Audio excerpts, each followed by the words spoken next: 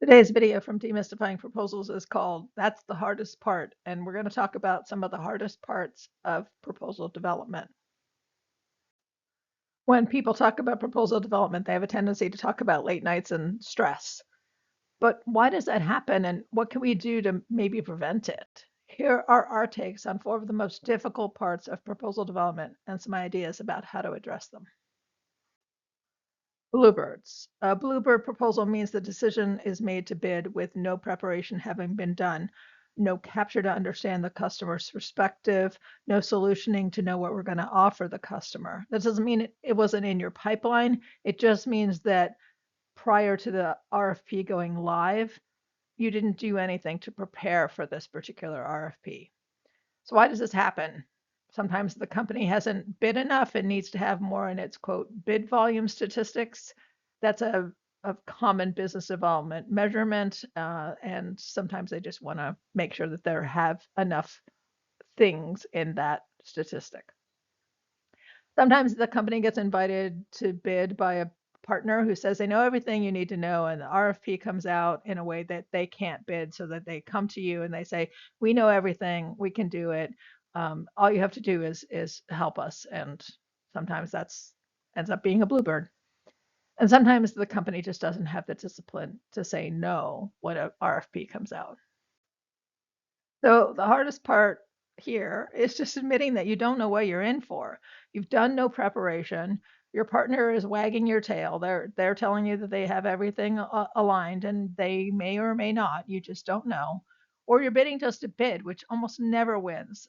Studies have shown that you get a 10% win rate by bidding on something that you weren't prepared to bid. So, in our humble opinion, don't do it. One of the things we always emphasize in proposals is adding proof points and win themes.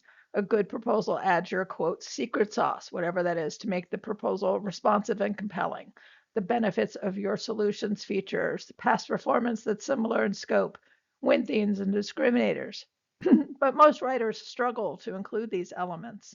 They say they aren't salespeople. They say they don't know enough about the past performance programs to understand how they're analogous. They say they barely know how to write to the solution, much less adding proof points and win themes.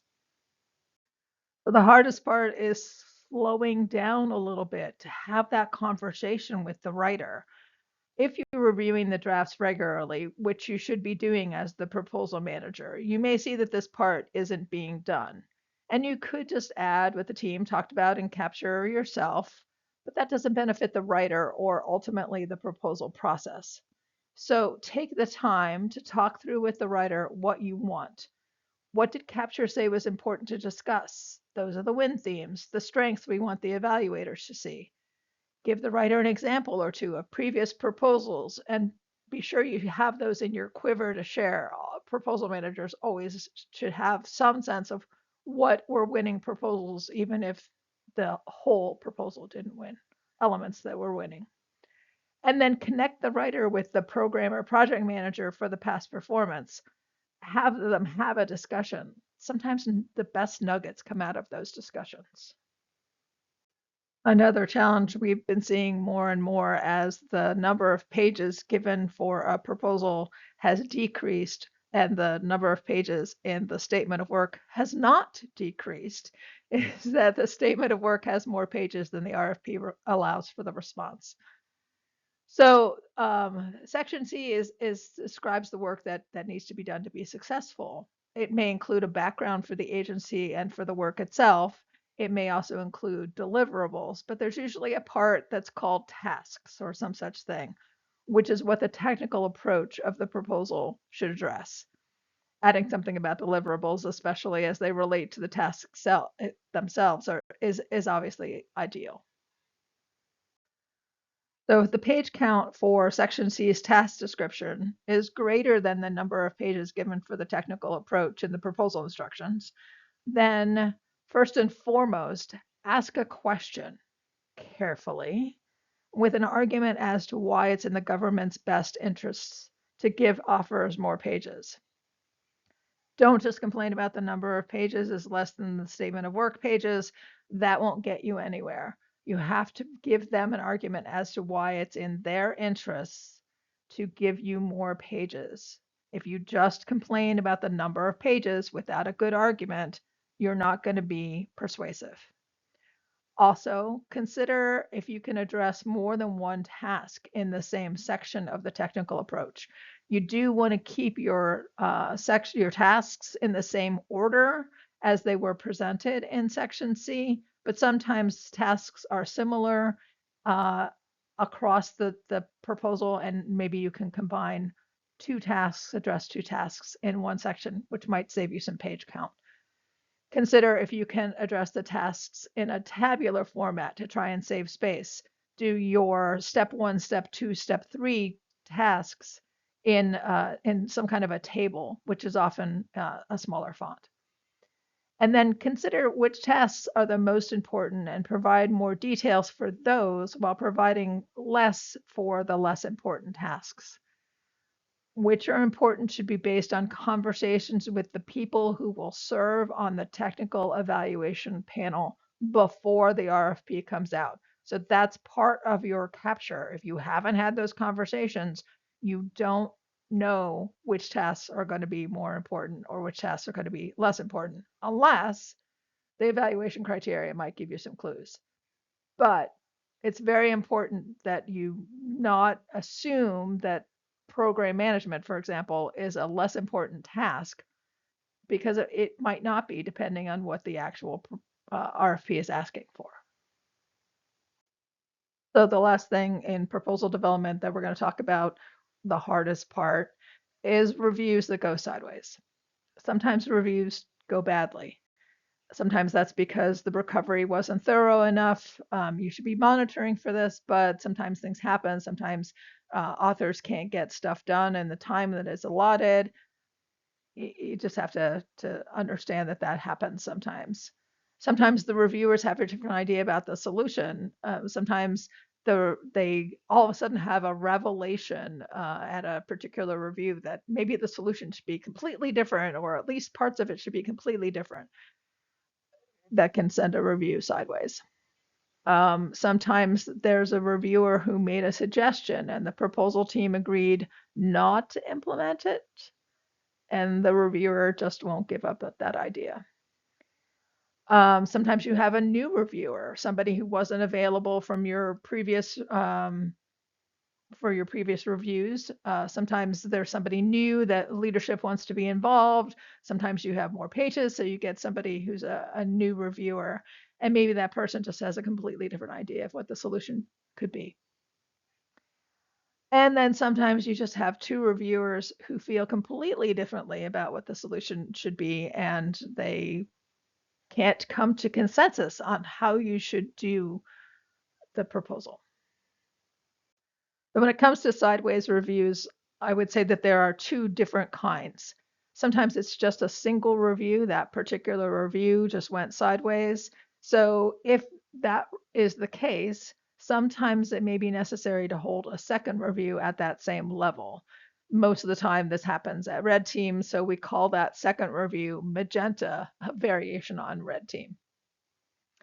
Make sure the reviewers are prepared as to what can and cannot be done about whatever is in contention.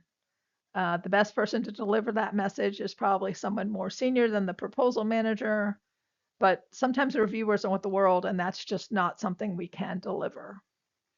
Hold the review as quickly as possible, while also giving authors as much time as possible to get the content into shape. So you need to really look at the calendar, like how much time can you give the authors? When can you hold that next review? You want to hold it while people are still thinking about the previous review and one of the things they wanted to see fixed, but you need to be reasonable with your authors as well. So that's a really tough dynamic sometimes, but try and, balance it as best you can.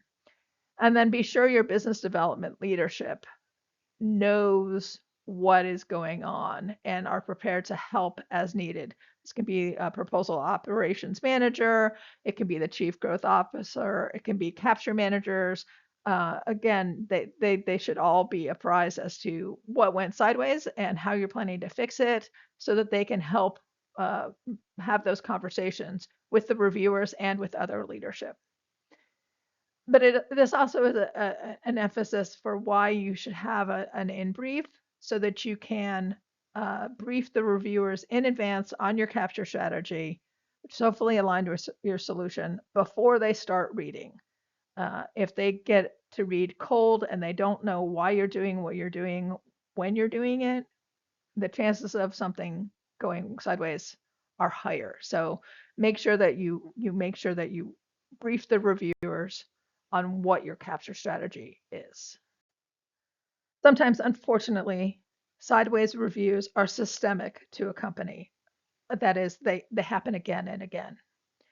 So ways to maybe address this are to be sure that you're reviewing the content every day and that authors are posting their content every day. A lot of times authors don't want to be posting their content every day. Sometimes the proposal manager doesn't want to have to review the content every day.